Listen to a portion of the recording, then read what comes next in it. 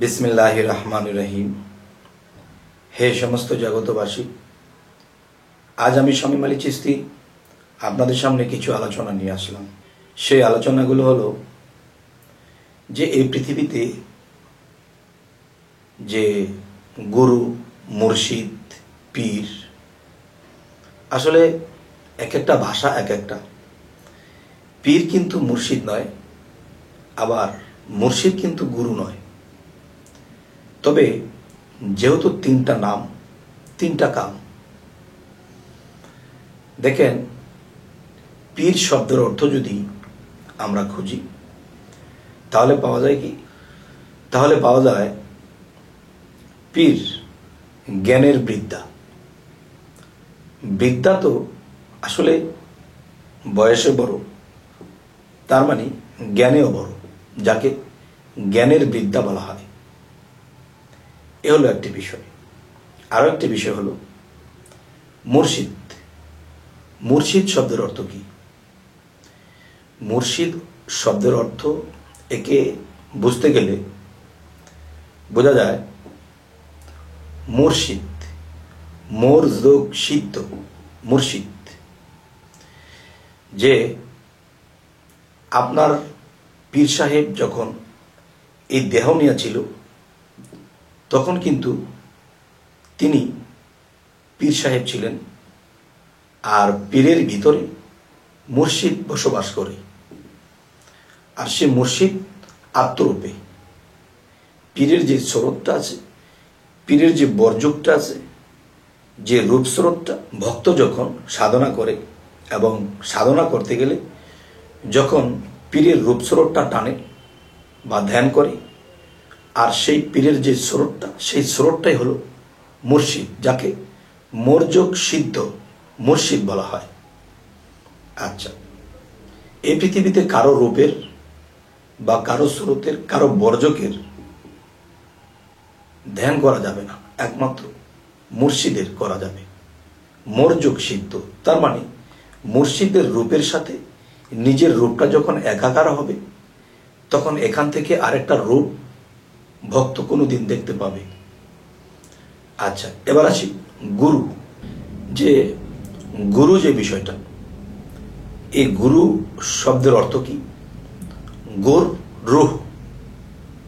গোর অর্থ অন্ধকার, রুহ অর্থ আলো। তাহলে গুরুর কাজ কি? গুরুর কাজ হলো একজন ভক্তকে অন্ধকার থেকে রুহের পথে আনা বা আলোকিত পথে আনা। গোর রুহ, অন্ধকার আলো।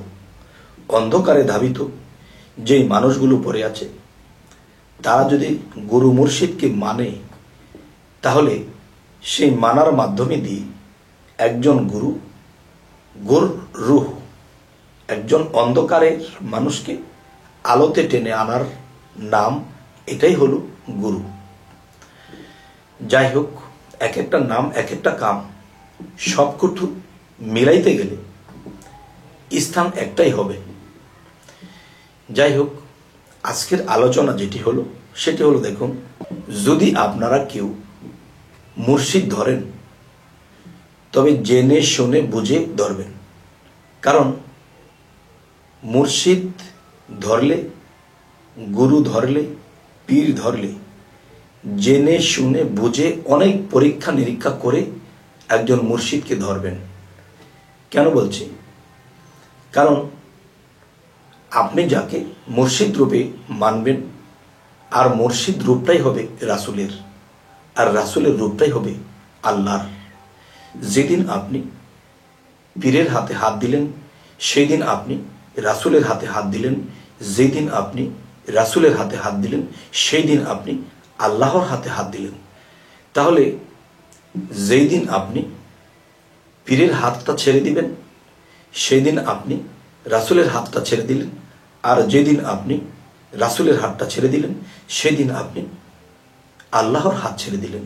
তার মানে আপনি মুর্শিদ ধরলে আর কখনোই ছাড়তে পারবেন না। কারণ আপনি কখনো আল্লাহর হাত ধরেননি, মুর্শিদের হাত ধরেননি, তাই আপনি ছাড়বেন কি? আর যে ধরেছে সে ছাড়তে পারবেন না। তবে শাস্ত্র গ্রন্থ খুললে আমরা পাই, গুরু ত্যাগী মানুষ, মুর্শিদ ত্যাগী মানুষ জাহান্নামী হয়। জাহান্নামী হয় কেন? যারা মুর্শিদের হাত ধরে আবার ছেড়ে দিয়েছে, তারা আল্লাহর হাত ছেড়ে দিয়েছে, তারা জাহান্নামী যাবে। আচ্ছা, এখন কেউ বলতে পারেন, আমি মুর্শিদ ধরেছি, বিশ্বাস করি, মুর্শিদ ধরেছি আমি, আল্লাহ পাবো, নিজকে চিনব। এখন মুর্শিদ আমি একটা বিশ্বাস করে ধরেছি, তার প্রতি আমার ভাব ভক্তি, প্রেম ভক্তি এসেছে। এখন এই মুর্শিদকে দেখতেছি, সে গাঁজা খায়, সে মদ খায়, সে নারীবাজি করে, সে বিভিন্ন খারাপ কাজে লিপ্ত। এখন যার গোডাউনটা খারাপে লিপ্ত, খারাপে ভরপুর, আমি তার কাছে ভালো কি পাব? তাই আমি বলবো যে গুরু মুর্শিদ জানিয়া বুঝিয়া ধরতে হয়। আচ্ছা, এখন যে মুর্শিদ, গুরু বা পীরকে ত্যাগ করা মানে আল্লাহকে ত্যাগ করা, তার মানে আমার জাহান্নামে যাওয়া। এখন আমি বলবো, তাদের উত্তরে আমি বলবো, যদি সঠিক মনে করে কোনো ভুল গুরু ধরেছেন, বা তার মধ্যে কোনো শিক্ষা নেই, তার মধ্যে কোনো ভালো কথা নেই, ভালো পথের কোনো দিশারি নেই, মদ খায়, গাঁজা খায়, বিভিন্ন খারাপে লিপ্ত, তখন কি করবেন? তখন এরকম গুরু দিয়ে তো আমার জীবন শেষ। তখন কি করবেন? যে শাস্ত্র গ্রন্থ এবং আমরা কোরআন খানি যদি খুলি, তাহলে আল্লাহ কিন্তু এর ফয়সালা রেখেছে। আমি যদি মনে করি এটা ভণ্ড গুরু, এই গুরুর পিছনে থাকলে আমার জীবন শেষ, তাহলে আপনি মনে যখন সাক্ষ্য দেয় না, যেই জিনিস মনে সাক্ষ্য দেয় না, সেখানে তো ঈমান নেই। আর ঈমান ছাড়া জায়গা থেকে আপনার জীবন নষ্ট করে কোনো লাভ নেই। তাহলে অবশ্যই ভালো একজন কামেল মুর্শিদ আপনারা দেখবেন, এরপরে আপনি আরেকজন গুরুকে ধরতে পারেন। আর যদি আপনি বুঝেন যে একজন কামেল মুর্শিদ আমরা পেয়েছি, একজন ভালো গুরু পেয়েছি, ভালো পীর পেয়েছি, তিনি কামেল, তিনি চরিত্রবান, তিনির মধ্যে আল্লাহর শিক্ষা আছে, এরকম গুরুকে যারা ত্যাগ করবে তারা জাহান্নামে যাবে। তবে হে সমস্ত জগতবাসী, আজকে যে আলোচনাটি নিয়ে আপনাদের সামনে বসেছি, দুইটি সাইড কথা বলা হলো। যে আপনার চোখে ধরা পড়ে গেছে, আপনার মনে তার প্রতি ঈমান নেই, তাহলে এখানে আপনার থেকে কোনো লাভ নেই। আপনি একজন কামিল মুর্শিদকে অবশ্যই ধরবেন। তবে মনে রাখতে হবে, নিজকে চেনার জন্য যেহেতু বায়াত হওয়া, নিজকে চিনলে আল্লাহকে চেনা যাবে। তাহলে আপনি কি, আপনার পরিচয় কি, আপনার দেহ পুরাণের মধ্যে দেখিয়ে দেওয়া হবে। সেই বায়াতের সময়, সেই মুরিদ হওয়ার সময় আপনার পরিচয়পত্র আপনার দেহ পুরাণের মধ্যে আছে।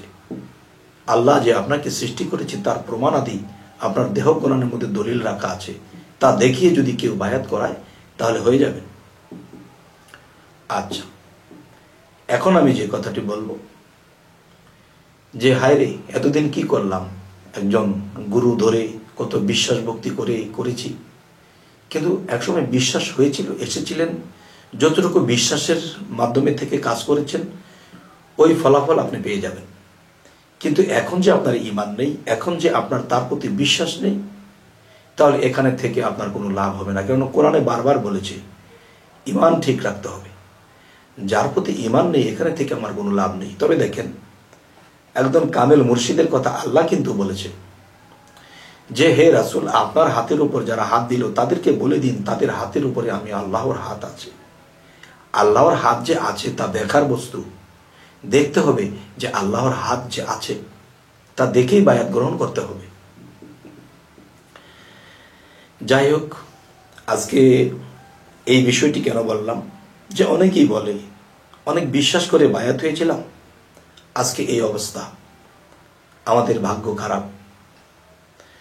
যদি কেউ এরকম অবস্থা হয়, অবশ্যই একজন কামেল মুর্শিদের কাছে যেতে পারবেন, একজন যদি মনে করেন যে হ্যাঁ আমি কামেল পেয়েছি, তখন আর কোনোদিন ত্যাগ করতে পারবেন না। আর যদি ত্যাগ করেন তাহলে জাহান্নামে যেতে হবে। তো আজকের আলোচনায় আমি আপনাদেরকে কি বোঝাতে চাইলাম অবশ্যই আমাকে জানাবেন, এবং কি ধরনের আলোচনা আপনারা সামনে চাইছেন অবশ্যই বলবেন। আমি সামনে যেন আপনাদের পছন্দ মতো আলোচনা দিতে পারি। তবে আমাদের চ্যানেলের আলোচনা যদি ভালো হয় অবশ্যই সাবস্ক্রাইব করে নেবেন, পরবর্তীতে যেন আপনাদেরকে ভালো ভিডিও এনে দিতে পারি। তো সকলেই ভালো থাকবেন। আল্লাহ হাফিজ।